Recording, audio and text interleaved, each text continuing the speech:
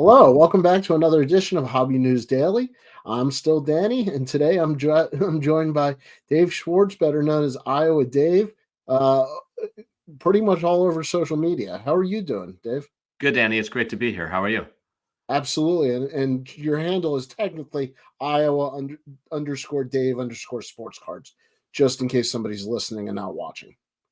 Yeah, it's a mouthful. It used to be just Iowa Dave, and then a few months ago, I thought I should try to keep it about the cards and not about the person, and so that's why I made the switch. You're such a diva. It was all about you before. Hmm. So I'm glad you've come down to us commoners. Yeah, you're lucky that I'm even talking with you, Danny. That's how I feel. I really, I appreciate it. We've talked before. Obviously, anybody who's listening can tell that we know each other.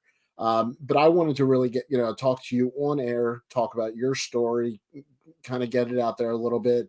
I love what you contribute to the hobby. I love the way you hobby. And I think we share kind of similar views. So, why don't you just how did you get started collecting? How old were you? The classic, where did you get into it?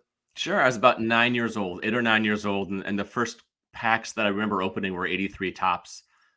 And I don't know if I love those now because that was first, or because I really love the design. But that's when I first started. Remember, I was trying to track down a Willie McGee rookie. I'm from Oh, St. wow. Louis, Yeah, and that absolutely. was his rookie year. They won the 82 series, so that 83 set was pretty special.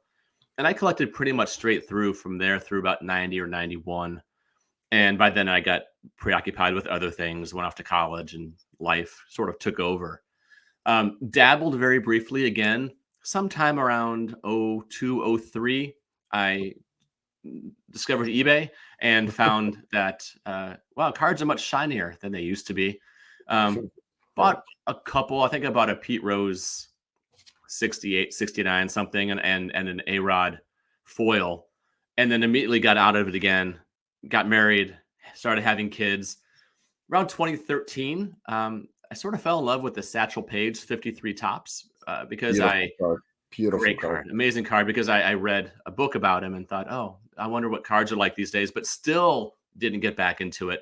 And then finally, um, around COVID, like so many others, 2020, went back to St. Louis, where my dad still lives, and he and my mom had left that closet where my baseball cards were completely untouched for 2 decades, never touched it, Wow. which is great. I was hyper organized as a kid. I had things in top loaders and boxes and labeled and binders. And so it was very easy to go through and see what I had and what I didn't.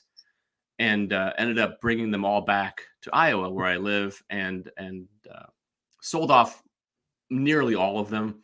Recycled a bunch of the junk wax paper commons that wouldn't Sure. sell for anything anyway, and held on to one card. Decided to hold on to one card, the 91 Upper Deck Jordan, where he's wearing the White Sox uniform in spring training. Absolutely. Yep, and sent that and several others off to grading. That one came back a 10. Oh, wow. It was great, and it was the boom, and it was Jordan. And so the others I had sold, and except for a couple that were meaningful, and I gave for my wife a heads up saying, "Do you mind if I just hang on to one and sell it, but hang on to that and just kind of play in the hobby?" And she was cool. She's like, "Yeah, sure, go for it." Um, and that card sold for way beyond what I thought it would. I didn't know what things were selling for, and it sold for about $800, and ended up jumping The back crazy days. an insane amount. And it ended up seeing what the hobby was like again, and bought a Anthony Edwards Prism base raw card because I thought that's what I should do. And from that point in, I was back in the hobby, and then have just slowly transitioned back to baseball cards, which is what I am. I'm a baseball card collector. I was enamored for a while with shiny stuff like basketball and football and Justin Herbert and all those folks. And then I've just migrated right back to baseball since then. Are you a vintage baseball guy? I'm all baseball. I am vintage through ultra modern, and Yeah. I have a general rule. I try not to collect more than 4 cards of any one player, which allows me to spread out a little bit. So I've got 4 Musials. I've got 4 Mookie Betts, right? And so players who I respect and love to watch or have some sort of historical meaning to me, that's who I will go after. Right now, I'm trying to complete my run of 4 Bob Gibsons, and Oh, so sure. jumping back into the vintage, but. Um, I like to sort of fill out my Pujols run at some point as well. So I have obviously I'm pulled a lot towards St. Louis.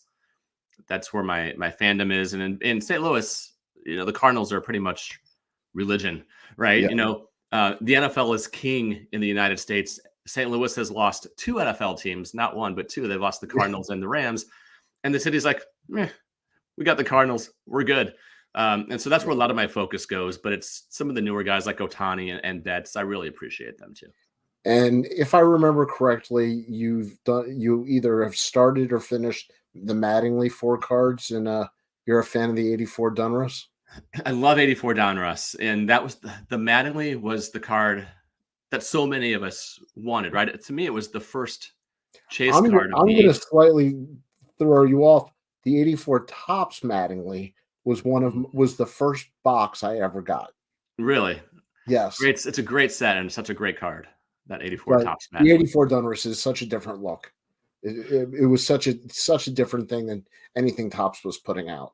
No, I mean, the photography was different, right? Yep, And up until that point, and the Fleer and wave. Donruss were the packs that you got when someone didn't know what to get you, Right. right? And Fleer really stayed that way until about 87, in my opinion. But Donruss started to figure it out, and 84 has become an iconic set. 85 with that Eric Davis rookie is really beautiful. But Mhm. that 84 Donruss was outside of the 52 mantle was sort of the first unaffordable card that I remember looking at in Beckett. And, in the 80s, Griffey didn't come until 5 years later with the upper deck. Yep. And although now we know that the 80 Henderson is a legendary card, he wasn't at the time. At the time, he was just this eccentric kind of guy who had the gall to leave Oakland and go to New York. Well, we thought And about him as a leadoff hitter, and it was like, okay, that's only so sexy. right, not just a leadoff hitter, but he was viewed then as an arrogant one. Now we would view him as confident. But back then he was viewed as arrogant, and I'm sure there was probably some race playing into it, and how dare he try to value himself and leave Right. Oakland and go to New York. So the Mattingly card was it, and the Mattingly card was the card, and I did never got one then. But when I got back into the hobby, I finally got around to getting a PSA 7 because it was beautifully centered. A lot of Yeah. times that card is off center, but that card was so. I don't know what's wrong with it. But if I can't tell, it must be the surface. But if I can't tell through the case, it's got to be the surface that's off. But I love having that card in my collection. I know it's cliche, but I'm definitely a buy a card, not the grade. Yeah, yeah, 100%. Although sometimes with the newer stuff, I will try not to go below 9 unless it's super rare. Certainly. But You're, older, yeah, but if 100%. you're Anything, talking numbered, colored, autoed, you can get away with a 7 or 8. yeah, yeah, and you're 100% right on that. And I'm still sort of learning. I've been back now for about 4 years, and I'm still trying to figure this out as I go. But I think you're so right. Well, I think the rules change every 6 months. Also, Yeah. I mean, it's a little bit different economy for the hobby right now than it was when you were selling that Jordan.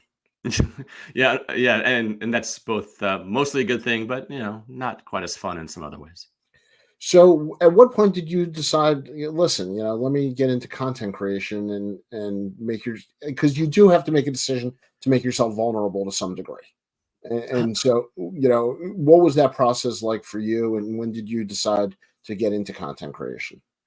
So it wasn't that long ago. It was about a year ago, a little more than a year ago, and I decided to get into it as not as a podcaster, but as a writer. And so my podcast, The Shallow End, had not started yet.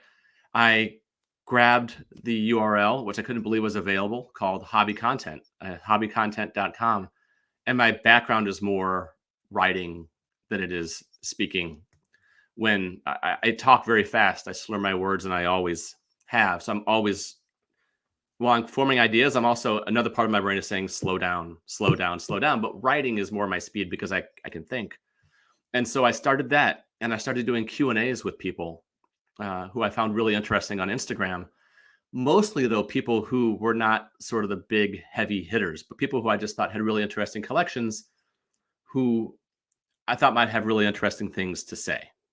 Sure. But at the same time, and that was great. That was a lot of fun. And I would still do that more if I didn't have the podcast, but there's only so much time in the world. And then, but at the same time, about a year ago, about March, so it's coming up on 11 months, I started every day on Instagram putting a link to and listing podcasters who had new episodes coming out. And the reason I did that was twofold. One is a lot of podcasters who I listened to on my long commute to and from work, they were there and the next day they were gone. Like who knows why they got out? Maybe for financial reasons, maybe they weren't feeling the love. But if it was the latter, sometimes all somebody needs in a labor of love is just to know that they're being heard, and as a way of saying thanks, right? By the way, I love that you do that. You know, I share it every day. I think it's one of the greatest things people do in the hobby. So I thank you for doing that for people. Well, thank you for saying that. I appreciate it. And then the other reason was kind of selfish in that I didn't want people to go away because then my ride to work was more boring, right? And so I just started doing that. And I never really thought about doing a podcast. Maybe in the back of my head, I briefly did. I did about 25 episodes of one in 2012 in a totally different field that was more work related. And so, I mean, I knew how to hit record and talk. But somebody, which are two important skills, by the way. Those are important skills, right? Record and talk. In that order. In that order. Sure. And then it was later on that March, or it might have been April, I forget when. But Rob Gerard, who used to be known as the sports card therapist, sent me a note in DM, and he just said, it was a question about podcasting, saying, by the way, thanks for doing that, and who do you listen to, and what are you kind of into, and why? And I think that he was expecting a short little response that took me 10 seconds, but instead I sent him like this manifesto saying, here are 4 people that I listen to the most, and then here's why. And it took, you have a character limit in DMs. And so I ended up being 3 or 4 full lengths. And his one response was, do you want a podcast? And I wrote back, no. And that was sort of it. And then I wrote back again, well, maybe let me think about it. Cause I didn't know if I had an idea. I didn't know because I wanted to do something a little bit different, and you don't want to be different for the sake of being different. So I had to sort of explore in my own head, what would I do that might be useful to the hobby? And at the time he was trying to branch out what he called the Wolfpack Network and bring in outside voices. And it was some other folks and me. And so I guess I was being recruited for that. And then finally, after about a week later, I said, how about a podcast that focuses on people who have to operate on a budget, which, by the way, is most of the world. Which is most of the world, right? Right. This is not a little niche. It's not a niche, and some podcasts that I still love and still listen to religiously every week when they publish, they'll say things like, "Okay, what card would you rather have? A gold Mike Trout out of 10 for $80 trillion, or this other card for twice that?" And I'm just, how am I supposed to relate to that? They're just having fun. Respect to that, right? But I couldn't relate. And so I said, okay. And he gave me about a month to get my ideas together, which I really appreciated. Instead of just hitting go, it was, come up with the first couple of episodes, a test, and another one. And I just started talking about things that along the lines of, hey, I found this card that I really want, but it's $100. So I sold 9 other cards to be able to pay for it. And the feedback was slow, but consistent, of appreciation, and more like, not like gratitude to me, but more like gratitude for the topic, where like some people saying thank you, right? Because these are the kinds of things that I'm doing as well, right? Somebody would say I have a $50 a month budget for my cards, and my card comes in the mail, and my partner looks at me and goes, another one, and I get that. My wife's really, really supportive, but I understand the idea of when you're trying to pay for someone's college, when you're trying to pay for groceries, rent, mortgage, all of that stuff, a baseball card is a periphery item, or a sports card is a periphery item, right? And so to operate within a budget is essential for many who want to stay in the hobby space. Well, and there's a budget, then there's also upgrading within your budget. I have found that I've decided I want a card that I don't have, more than, like you said, some of the cards I do have. and the money may end up being a wash. But I've decided that I want that card more than that card. And so, that's another way to hobby without spending new money. Do you find that still happens to you fairly often, where you find something new that is on your want list that wasn't there before? Terrible. Yeah. I could card. I have so many favorite cards and I'm on a budget like any other human being. I wish I could buy the Ruth, Baltimore news card. That's my backyard, but I was only 10 million off. Um, so what am I buying? I'm buying stuff I enjoy. I'm trying to do the Sandy Koufax run. Um, I've got the base set done and going to try to do the expanded.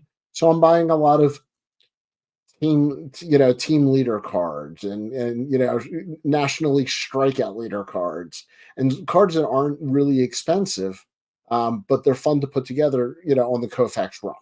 So I find that another way to kind of keep my costs down is by searching out for these other Koufax cards that are not his regular playing days cards. Make that so it's either post playing days or it's the playing days, like a league leaders one, right? That I goes. try to stay within the years he played, but yes, anything other than the regular card, the league leaders, the team photo, some of the off brands, the coins and the embossed foil, decal, anything I can find. Yeah, that's great. And someone like Koufax, there's just so much rich stuff to pull from. What a pool of cards you can pull from. And I'm gonna try to do the same thing with Brooks Robinson. That's my Baltimore tie. And actually, that's the rookie I'm switching to. So I sold a couple cards, and now I'm on the search for the Brooks rookie. Again, hopefully I'll find like you said, one that's centered and looks nice for the set, um, at the right price. That's one advantage of collecting a player like Stan Musial, where in my mind, and this might not be the argument for this show, is he doesn't have a rookie card. Yeah, Because he debuted during World War II when they weren't printing, and by the time the 48 Leaf and the Bowman and everything came out, those were his first cards, right? But those aren't his rookie cards, and it made collecting him a little bit easier, and that I didn't feel like, okay, I better get a rookie. Which one am I going to go for, right. right? And so I love the Red Heart. I went for the Red Heart, and I love um, it. Well, such gotta have some dog food. such a card, and went for a couple of others as well. But I But imagine that if that's I the did cool have a stuff I vintage, talk about. Like, it's nice to collect off the mainstream a little bit. yeah, 100%, right? Because whether it's vintage or modern, I'm kind of learning there's only a select few who are going to be putting together a collection that when someone dies, it's going to be going to family and then providing generational wealth. And so I figure I might as well just get the cards that I like to look at, that are attractive, that are affordable, but they have some sort of meaning as well. Like I mentioned before, the 54 Red Heart Musial. I mean, that was a color match before people knew what color matches were. That Yeah. that card is a gorgeous card that came from a dog food, Yep. right? But it captures his sort of like a boyish smile. And growing up in St. Louis, Musial was always around. So you go to a Cardinal game and he'd walk out and wave, right? Or you do like a reading contest in the 5th grade and he's the one that would come to your school and play the harmonica How or something. cool. It was great. He was such a part of the city, even though he was from Pennsylvania. He became such a part of the city where that was the picture that made me think of him, even though when was growing up with him, he was older by then. He was in his 60s and Yeah. eventually his 70s and 80s. But that card just captured what my memory of him was, right? Um, and I might at some point go for his final card. Is it 63? I think the 63 tops. We get to see. I love bookending where you see a person's rookie card and their final card. And you can see how much they've aged. And Yeah. Bob Gibson, the 59 and the 75. Sometimes it's sad. The last couple Willie Mays cards No, I call sad Willie. It's just it hurts me. I try not to hold on to his late years. He was such a great player. He should be remembered better than the saggy wrinkled eyes, or the Mets and all that. the Mets is the big thing because even if he had the saggy, wrinkled eyes with the Giants, you could say there's a person who had a long career, right? Who spent a lot Yeah, of time in the sun, who's just really old. But then you look at, you flip it and you look at Duke Snyder, who looked 95 years old when he retired. I mean, his yeah, hair was white, people thought he was you put up his final card when he was also with the Mets. People thought, oh, is that a manager card? No, that's Duke Snyder. And he was only 37 years old at the time. But people, Can you imagine what his kids must have been like? ugh, To go that gray, that young, like, oh, what's going to happen to me? Right. Right. I'm covering back here. Yeah. By the way, if you live in cold weather, don't buy a mesh back hat. That is one of the dumbest things you can do. And I am 100% guilty of doing that. So it's freezing when I go outside. It might be time for a new hat. But I'm not a spender. I got to wait till next season. I buy one hat a year. So luckily, spring training's coming up. So I'll buy one hat in the next month or two. Perfect. Yeah. Okay. So I definitely wanted to. I should have booked 3 hours with you because there's so much I wanted to cover. The fact that you go from vintage to modern is a little bit unique. I sometimes feel like it's the Sharks versus the Jets. And you gotta pick a team, and your team vintage or team modern. Vintage people, admittedly, I think we're slightly snobby, and that vintage is what you graduate to, and people say all these things. However, I also collect Bowman First prospects. I am a sucker for minor leagues. We have a couple teams within driving distance, so I get to see a lot of the players in person, and that definitely impacts my wanting to collect them. Do you get into prospecting at all, or do you or you stick with the stars once they've hit the pros? I'll stick with them once they hit the pros. When I was first figuring out the new hobby, when I got back in, yes, I was doing that, but not anymore.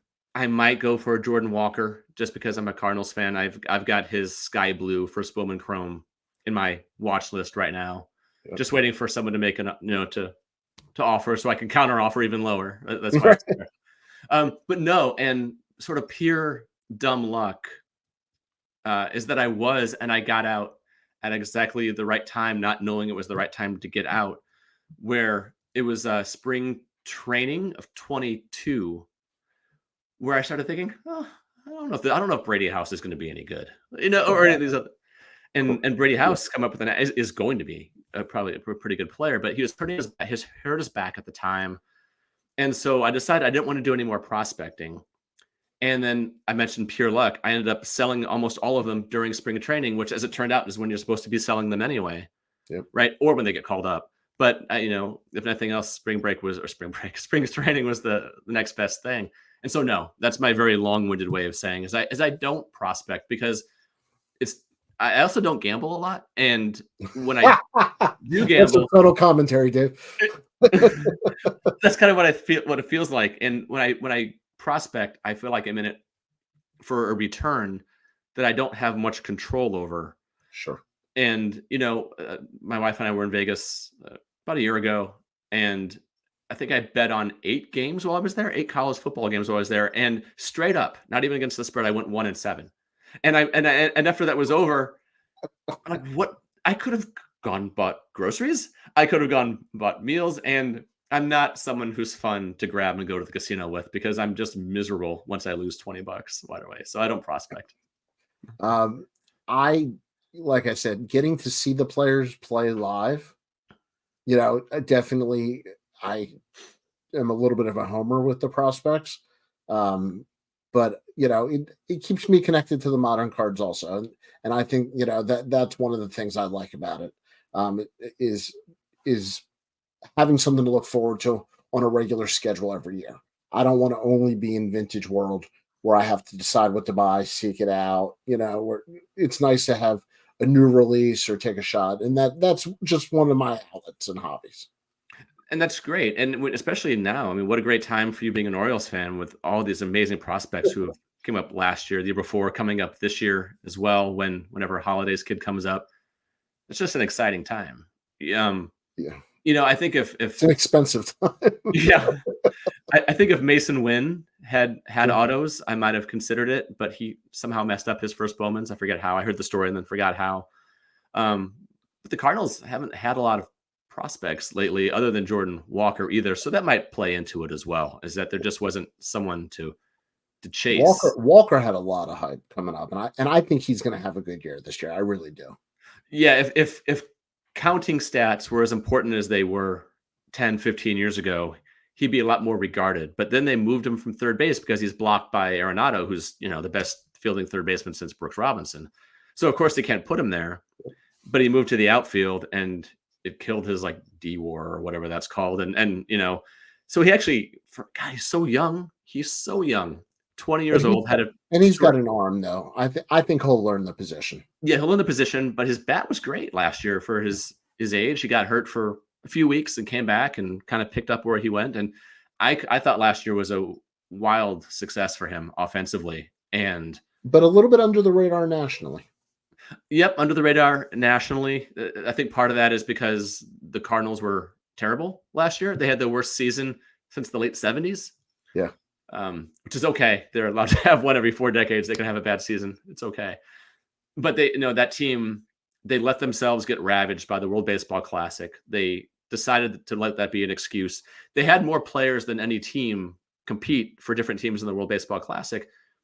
But then other teams came back and were just fine. And the Cardinals kept making excuses. And I know it's not a sports podcast, but it was really frustrating. But between them playing poorly and, being off the radar and Witt coming around and Julio Rodriguez playing just as well as he had the year before, plus Adley and all the good Baltimore prospects and the kid down in Texas, Walker sort of just got lost, which I'm okay with because I was able to scoop up a few cards at a great price. So to the point I was getting to, and you took me there, is I'm a big believer in the post-hype bounce.